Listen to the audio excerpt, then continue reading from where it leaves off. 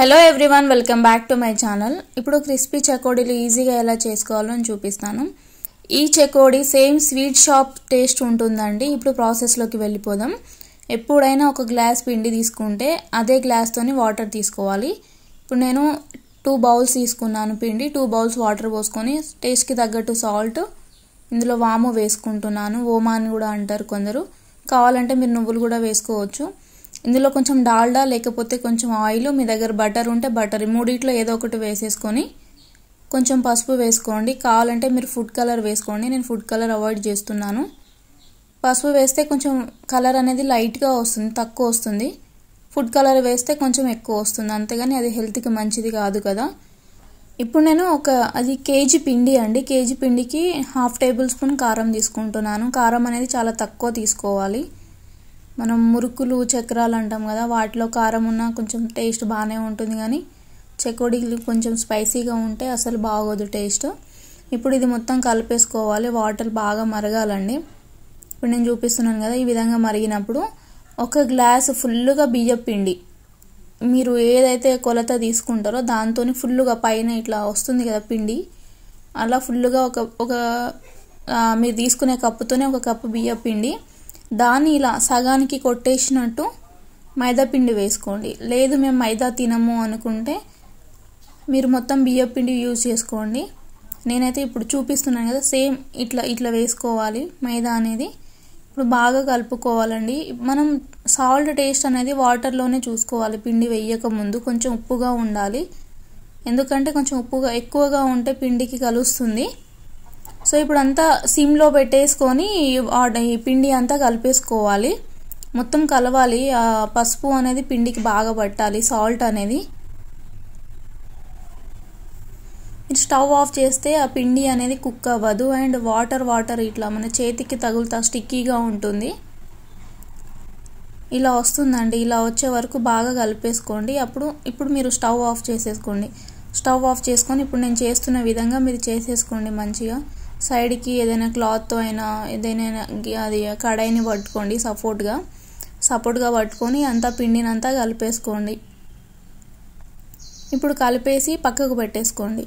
ఆ పిండిని కొంచెం ఒక ప్లేట్లో కానీ బేషన్లో కానీ వేసుకుంటూ కొంచెం వాటర్ తడుపుతూ, వేడిగా ఉంటుంది, వేడిగా ఉన్నప్పుడే పిసికేయాలి, లేకపోతే పిండి అనేది ఆరిపోతుంది, పగుళ్ళు వస్తాయి. మనం చకోడీలు చేసేటప్పుడు వేడిగానే ఉంటుంది, జాగ్రత్తగా కలుపుకోండి.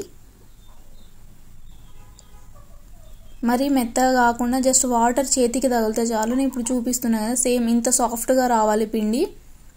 చాలా అంటే చాలా సాఫ్ట్గా రావాలి. మీ దగ్గర ఇంట్లో మడుగుల మిషన్, చక్రాల మిషన్ అంటారు కదా, మురుకుల మిషన్, అవి ఉంటే అవి తీసుకొని అందులో పెద్ద ఏదైతే హోల్ ఉంటుందో, షేప్స్ ఉంటాయి రౌండ్గా స్టార్స్ లాగా, అలా ఉన్న అవి తీసుకొని ఇలా కొంచెం పిండి సన్నగా తీసుకొని ఇందులో వేసేసుకొని క్లోజ్ చేసేసుకోండి.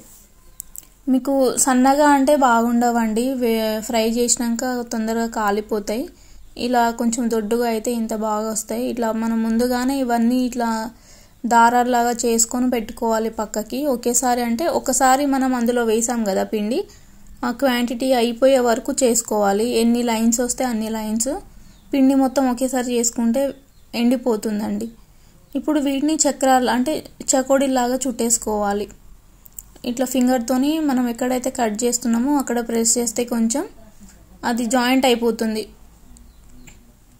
నేను చూపిస్తున్న విధంగా ఇదే అన్నీ ఇలానే చేసేసుకోండి. మీకు కావాలంటే వేరేవి కూడా రింగ్స్ కూడా చేంజ్ చేసుకోవచ్చు అండి. నేను చేంజ్ చేశాను ఒకటి.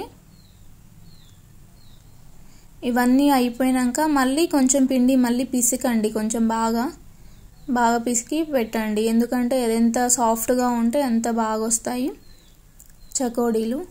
క్రిస్పీగా కూడా ఉంటాయి. మీరు కొంచెం పిండి కలపకుండా పెట్టారనుకోండి, పగుళ్ళు అనేవి అలానే ఉండి మీరు లోపల వేసి తీసేటప్పుడు కూడా అవే పగుళ్ళు వస్తాయి, పిండి అనేది ముద్దగా వస్తుంది.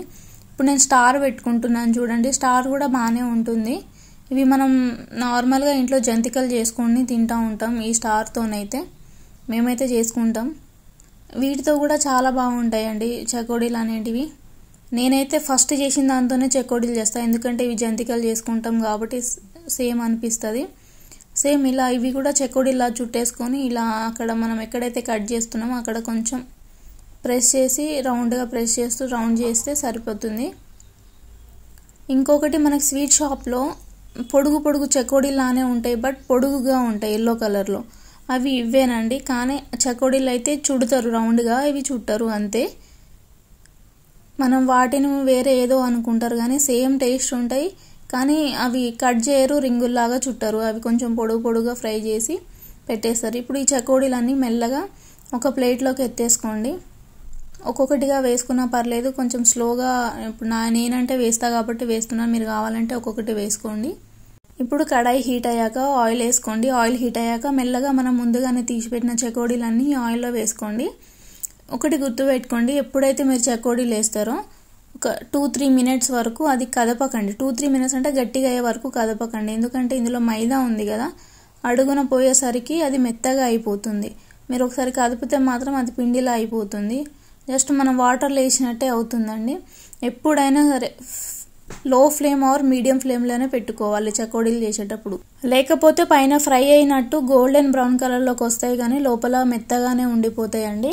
ఇప్పుడు వర్షాకాలం కదా, మీరు ఒకవేళ చెకోడీలు చేసుకుంటే ఏదైనా ఒకటి ఎయిర్ టైట్ కంటైనర్లో పెట్టేసి పెట్టుకోండి, లేకపోతే మెత్తగా అయిపోతాయి. చూడండి, నేను ఇవి కూడా చేసుకున్నాను కొన్ని, మీకు చూపిద్దామని. సేమ్ మనకు ఇవి టేస్ట్ అయితే స్వీట్ షాప్ స్టైలే ఉంటాయండి. మీరు ఒకసారి చేస్తే మళ్ళీ మళ్ళీ చేసుకొని తింటారు. మీకు ఇంకేమైనా రెసిపీస్ కావాలంటే నాకు కామెంట్ చేయండి. ఎవరైనా చెకోడీలు ట్రై చేస్తే నాకు కామెంట్లో తెలియజేయండి ఎలా వచ్చాయో.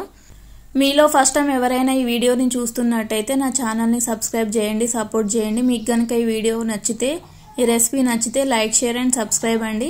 మీ ఫ్యామిలీ అండ్ మీ ఫ్రెండ్స్కి షేర్ చేయండి. Thanks for watching. బాయ్.